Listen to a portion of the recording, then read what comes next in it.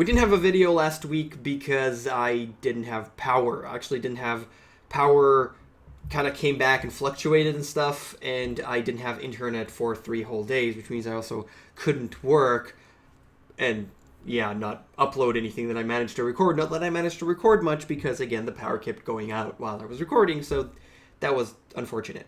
In any case, let's talk about custom games. We haven't talked about custom games in a while. Well, we talked about it once when it came out, I think, when it started.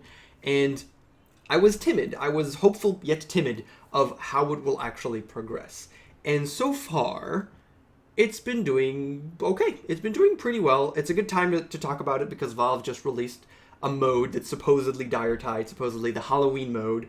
I've been told it's Halloween now, I think. I wouldn't know, but I think.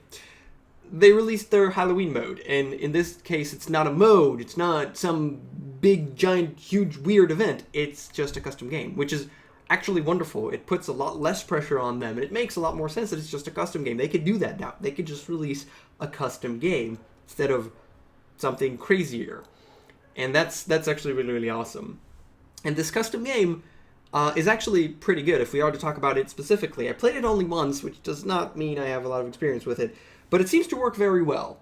And the reason that it works very well is because it is still Dota, but it has a little bit of a different flow to it. But it's not too crazy. And that's the thing. There's a lot of games that are.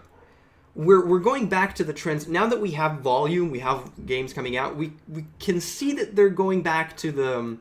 And it's obvious that that's what's going to happen. To the trends of just having games that are rather complex and you don't understand them, and they're not explained very well, so you have no idea what the hell you're supposed to do. They're unintuitive, or maybe just not intuitive enough, and you don't know what the hell's going on. So people,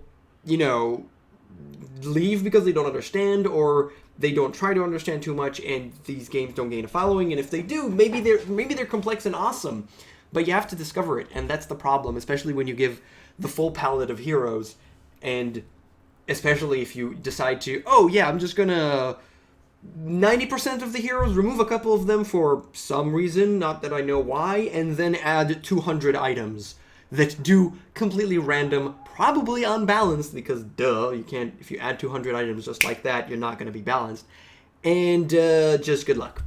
That's not exactly a way to do it. You're kind of throwing someone right in. Think about the first time you've ever played Dota, or League, or any one of these games. The burden of knowledge is immense, and doing that again is not exactly successful. But that's one thing. There's other ways of doing things. You could do a lot of other very specific games, and we have seen mostly, at least the successful ones, are games that we've seen before and are kind of trying to make them new in Reborn, in this new engine, let's call it, that you have to create custom games. And that's perfectly fine because, I love my classics. I mean, personally, I've been trying games here and there, but the one that I come back to, other than playing actual Dota, is Pudge Wars. I love Pudge Wars. I just enjoy it. It works. It is the game that I remembered it is to be. It is not incredibly strategic. There's not too many different things that you could do or strategies or whatever. But it's just fun to play. It's a good length, and it's just fun. I just enjoy playing it. There's not much to do about it. I play a couple of games of Dota, I play a game of Pudge Wars to relax, and I'm good. And I wish there were more of these type of games. I wish there were more games that are less. Instead of, you could pick every single hero and every single item just in a completely different setting. But I also changed a lot of things. If you don't change anything, then it might work because people know Dota. But if you do change a million things, and there's so much information, that it's just not going to work. And some of these do. Some people just go into them, powerfully and try.